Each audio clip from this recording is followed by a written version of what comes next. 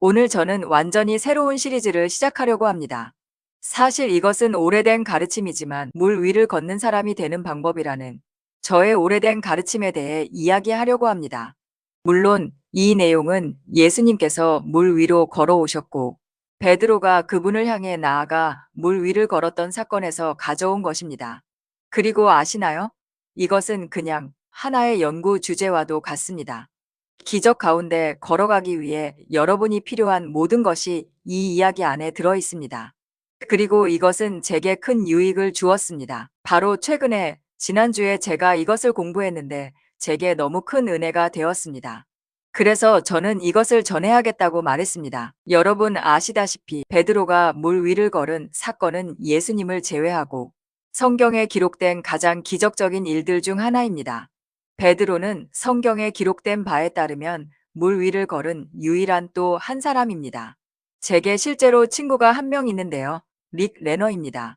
그는 정말 대단한 사역자이고 훌륭한 친구이며 저에게 큰 축복이 되어 왔습니다. 그런데 그가 처음 주님께 뜨겁게 반응했을 때 그는 정말 믿음에 깊이 들어가서 자신이 물 위를 걸을 거라고 믿었습니다. 그래서 그는 친구들을 불러 모으고 새 양복과 구두까지 다 갖추고 수영장 근처로 가서 물 위를 걸어보려고 했는데 발을 내딛자마자 바닥으로 가라앉고 말았습니다. 제가 아는 한 예수님 외에 물 위를 실제로 걸은 사람은 베드로가 유일합니다. 물론 우리가 흔히 말하듯이 그는 가라앉기 시작했고 결국 소리쳐 부르며 예수님의 도움을 받아야 했습니다. 그러나 그가 실제로 물 위를 걸었다는 사실이 취소되는 것은 아닙니다. 이것은 정말 놀라운 기적입니다. 그리고 어떤 사람들의 삶에는 기적이 일어나고 다른 사람들에게는 일어나지 않는 이유가 있습니다. 대부분의 사람들은 하나님의 기적을 번개 같은 것으로 생각해서 어디에 어떻게 칠지 알 수 없고 같은 곳에 두 번은 치지 않는다고 여기며 하나님에 대해 어쩐지 이상한 개념들을 가지고 있습니다. 하지만 사실 기적은 잉태됩니다.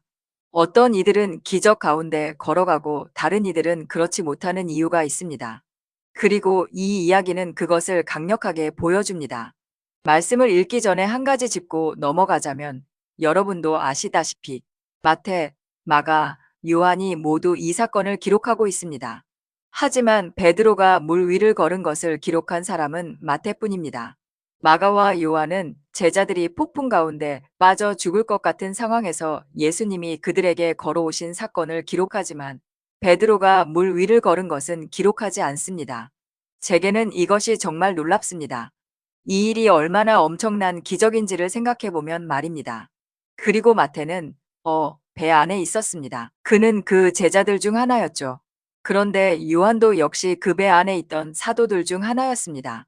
그는 이것을 목격했고 보았습니다. 그런데도 요한은 베드로가 물 위를 걸은 것을 기록하지 않았습니다. 실제로 무슨 일이 있었는지 온전히 파악하려면 이 세 가지 기록을 모아 종합해야 합니다. 그리고 이 시리즈를 진행하면서 아마 다시 언급하게 될 텐데요. 요한의 기록에서만 예수님이 배에 오르셨을 때에 대해 이런 언급이 있습니다. 요한복음 6장 21절을 제가 읽어보면 이렇습니다. 이에 기뻐서 예수를 배로 영접하니 배는 곧 그들이 가려던 땅에 이르렀더라.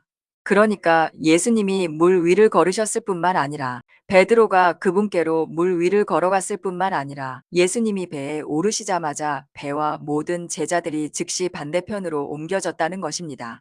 마태의 기록에는 그들이 겨우 중간쯤 갔다고 되어 있습니다. 그리고 제 경험으로 저는 갈릴리 바다에 가본 적이 있는데 그 폭이 4에서 5km 정도 됩니다. 그들은 약 1.5에서 2km가 넘는 거리를 옮겨진 것입니다. 배와 그 안의 모든 사람들, 모든 것이 말입니다. 이것은 너무도 기적적이어서 왜 모든 기록자가 이것을 다 기록하지 않았나 싶을 정도입니다. 하지만 이는 요한이 요한복음 20장 30절에서 말한 것과 같습니다.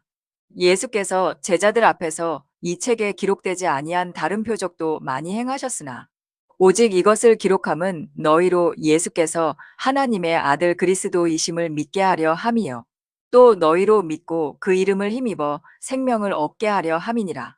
그러므로 요한은 기록하지 못한 다른 일들이 아주 많았다고 인정했습니다. 그는 복음서 전체를 살펴보며 예수님의 생애 중 실제로 얼마나 많은 시간이 기록되었는지를 연구했습니다. 저는 직접 계산해 보지는 않았지만 릭 레너에 따르면 네 복음서를 모두 합쳐도 예수님의 사역 중 실제로 묘사된 시간은 고작 이틀 반 분량 정도라고 합니다.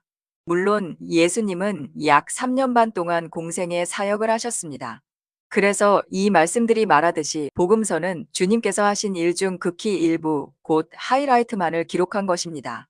이제 마태복음 14장 22절부터 보겠습니다. 예수께서 즉시 제자들을 재촉하사 배에 오르게 하시고, 이 말씀은 나중에 한 절 한 절 자세히 다룰 텐데 정말 중요한 내용들이 들어 있습니다. 지금은 잠시 넘어가지만 다시 돌아와서 모두 다루겠습니다. 그런데 이 단어 재촉하사에 주목하십시오. 예수께서 제자들을 재촉하여 자기보다 먼저 건너편으로 가게 하시고 무리는 보내셨습니다. 무리를 보낸 후 예수님은 따로 산에 올라가 기도하셨고 저녁이 되었을 때 홀로 계셨습니다. 그 사이 배는 이미 바다 한가운데 있었고 바람이 거슬러 파도에 시달리고 있었습니다. 밤 사경쯤에 예수께서 바다 위로 걸어서 그들에게 오셨습니다. 제자들이 그분이 바다 위로 걸어오심을 보고 놀라 유령이다 하며 무서워 소리 질렀습니다. 그러나 예수께서 곧 말씀하시기를 안심하라. 나니 두려워하지 말라. 하셨습니다. 베드로가 대답하여 주여 만일 주님이시거든 나를 명하사 물 위로 오라 하소서 하니 예수께서 오라 하셨습니다. 베드로가 배에서 내려 물 위로 걸어 예수께로 갔으나 바람이 거센 것을 보고 무서워 빠지기 시작하며 주여 나를 구원하소서 하고 소리쳤습니다.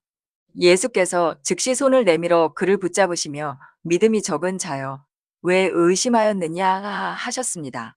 그들이 배에 오르자 바람이 그쳤고 배 안에 있던 사람들이 예수께 경배하며 말했습니다.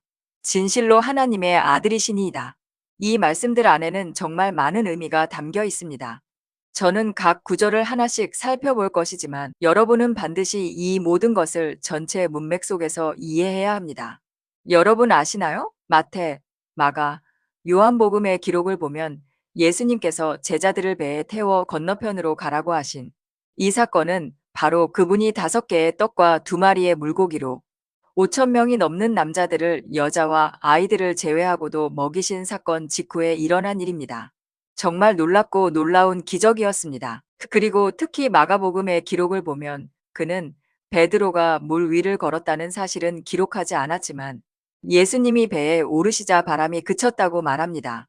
이것은 마가복음 6장 51절에 나옵니다. 배에 올라 그들에게 가시니 바람이 그치는지라 제자들이 마음속으로 심히 놀라며 이상히 여겼다. 그리고 바로 이어지는 마가복음 6장 52절은 제 인생을 변화시키는데 주님께서 사용하신 구절 중 하나입니다. 저는 이 말씀에서 배운 원리를 제 삶에 매일매일에 적용하고 있습니다. 주님께서 제게 이 말씀을 주신 것은 아마 40년 전쯤이었습니다. 52절에는 이렇게 기록되어 있습니다. 여기서 이는에 해당하는 보는 접속사입니다. 이 단어는 앞절에 심히 놀라며 이상히 여겼다는 말과 이어집니다. 이는 그들이 떡대시던 일을 깨닫지 못하고 마음이 둔하여졌음이더라. 즉, 그들이 떡의 기적을 깊이 생각하지 않았기 때문에 마음이 굳어졌다는 것입니다. 주님께서 이 말씀을 제게 40년 전쯤에 사용하셔서 깊이 깨닫게 하셨습니다. 저는 이 말씀을 읽으며 오병이어의 기적이 얼마나 놀라운지 생각하고 있었습니다. 그리고 저는 문자 그대로 이 구절처럼 제 마음속에서 너무 놀라서 감탄하고 있었습니다. 저는 그저 놀라워하며 이건 참 좋은 반응이야 라고 느꼈습니다. 누구라도 하나님의 이런 놀라운 기적을 보면 이렇게 압도되어야지라고 생각했습니다. 그런데 주님께서 제 마음에 이렇게 말씀하셨습니다. 그들이 떡대시던 일을 깨닫지 못하고 마음이 둔하여졌음이더라. 다시 말하면 사람들이 하나님의 기적적인 능력을 보고 충격을 받는 이유는 바로 마음이 굳어졌기 때문이라는 것입니다. 사람들이 하나님의 기적적인 능력을 보고 놀라는 이유는 마음이 굳어졌기 때문입니다. 제가 여러분께 확실히 말씀드릴 수 있는 것은 예수님께서 5천 명을 먹이셨을 때 떡과 물고기를 떼어 제자들에게 나눠주시고 다시 보실 때마다 또 하나의 온전한 떡이 생겨 있었던 그 장면입니다. 예수님께서 그 일을 통해 분명 기뻐하셨고 복되게 여기셨을 것입니다. 하지만 그분은 하고 놀라지 않으셨습니다. 그분은 소리를 지르거나 흥분하거나 감정에 압도되지 않으셨습니다. 그런데 대부분의 우리라면 작은 도시락 하나로 5천 명을 먹였다면 그저 압도되어 버렸을 것입니다. 제가 보면 어떤 일이 일어나면 소리 지르고 외치고 뛰어다니는 사람들이 정말 많습니다. 다시 말하지만 제가 그것이 틀렸다고 말하는 것은 아닙니다.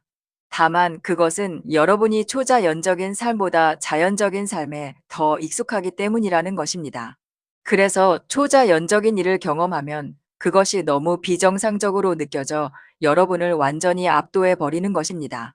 그리고 여기 말씀처럼 여러분은 자기 안에서 심히 놀라며 이상히 여기는 상태가 되는 것입니다. 물론 그것이 나쁜 반응이라고는 말할 수 없지만 최선의 반응은 아닙니다. 여러분은 기적에 익숙해지는 자리까지 나아갈 수 있습니다. 저도 처음 기적이 일어나는 것을 보기 시작했을 때는 완전히 압도되었습니다. 제가 처음으로 콜로라도 프리칭에서 한 남자가 죽음에서 살아나는 것을 본 날을 아직도 기억합니다. 그날 밤 저는 이렇게 놀라운 일을 보고 내가 어떻게 잠을 잘 수 있지? 라는 생각으로 누웠습니다. 그런데 이제는요. 집회 후에 돌아오면 직원들이 묻습니다. 오늘 어땠어요? 그러면 저는 이렇게 말합니다. 아, 아주 좋았어요. 눈먼 자가 보게 되고 귀머거리에 귀가 열리고 누군가는 휠체어에서 일어났어요. 그런데 이제는 그냥 또 하나의 예배 같아요. 그것은 제가 기적을 감사하지 않아서가 아닙니다. 이제 그것이 비정상적이지 않기 때문이고 낯선 일이 아니기 때문입니다. 아멘.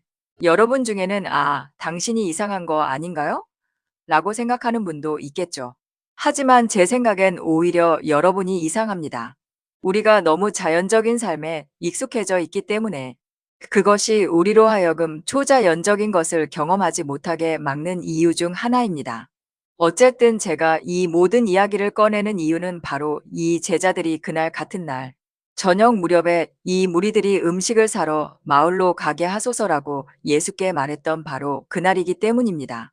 그때가 해질 무렵이었고 지금 이 사건은 한밤중에 일어난 일이었습니다. 그러니까 그들이 떡과 물고기의 기적적인 증가를 목격한 지 24시간도 채 지나지 않았던 것입니다. 그들은 예수님과 예수님께서 모든 자연의 법칙보다 우월하신 분이라는 사실에 집중했어야 했습니다. 그래서 예수님께서 물 위로 걸어오시는 것을 보고 놀라기보다는 당연히 그럴 것이다라고 기대해야 했던 것입니다. 예수님께서는 제자들을 보내시며 건너편으로 가라고 말씀하신 후 산에 올라가 기도하셨습니다. 그분은 어딘가 호텔에 머무르시지도 않았고 폭풍을 피하신 것도 아니며 제자들이 처한 상황을 모르셨던 것도 아니었습니다.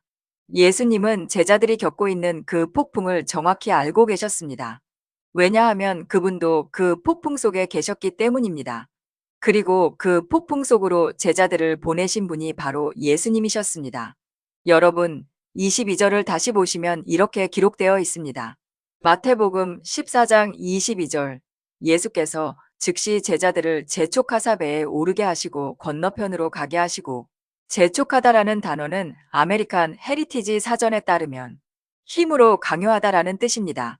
그리고 NIV나 현대 역본들에서는 이 단어를 예수께서 제자들을 억지로 배에 타게 하셨다라고 번역합니다. 이것은 제자들 쪽에 일정한 저항이 있었음을 보여줍니다. 물론 왜 그들이 저항했는지 구체적으로 말하고 있지는 않습니다. 예수님께서 왜 그들을 억지로 타게 하셨는지 이유는 명시되어 있지 않지만 제 생각엔 그들 중 많은 이들, 특히 안드레, 베드로, 야고보, 요한은 어부였기 때문일 것입니다. 그들은 바로 이 갈릴리 호수에서 평생 생업을 이어온 사람들이었습니다.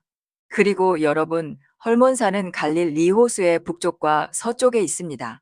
그래서 산 위에서 생긴 기류가 산을 넘어 호수 쪽으로 빠르게 내려오곤 했습니다. 그로 인해 폭풍이 갈릴리 바다 위에 갑작스럽게 몰려오곤 했습니다. 그리고 그 징조들은 분명했습니다. 이 사람들은 어부들이었습니다. 평생을 그곳에서 살았던 사람들이었습니다. 그래서 저는 그들이 폭풍이 다가오고 있다는 것을 눈치챘다고 생각합니다.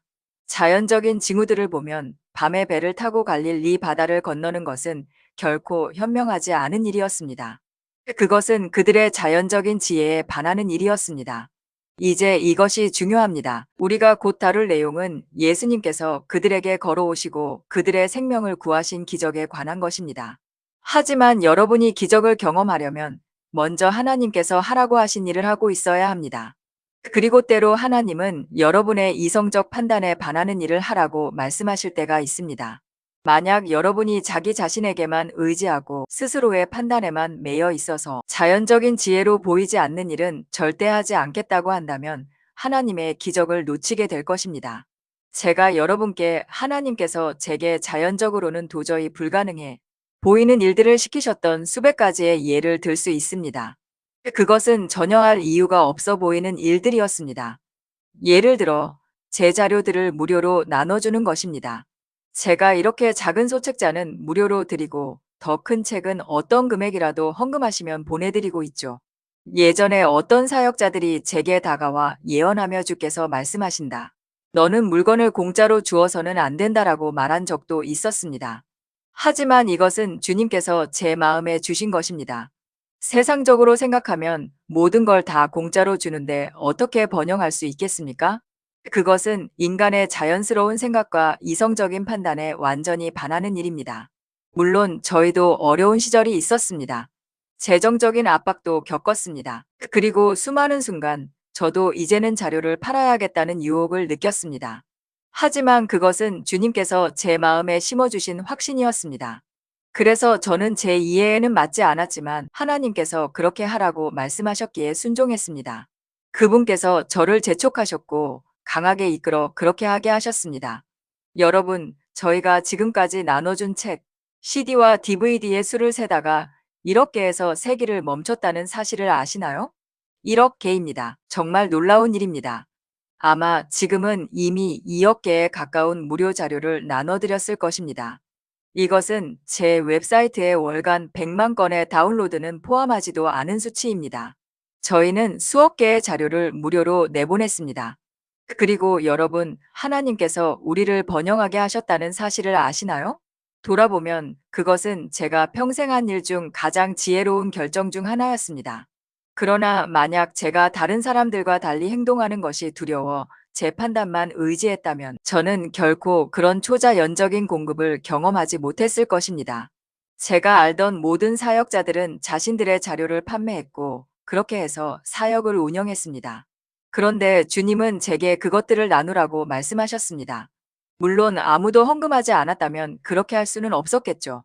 그러나 하나님의 말씀에는 이런 원리가 있습니다. 주라. 그리하면 너희에게 줄 것이니라. 그래서 저는 순종했고 하나님께서 제 모든 필요를 채워주셨습니다.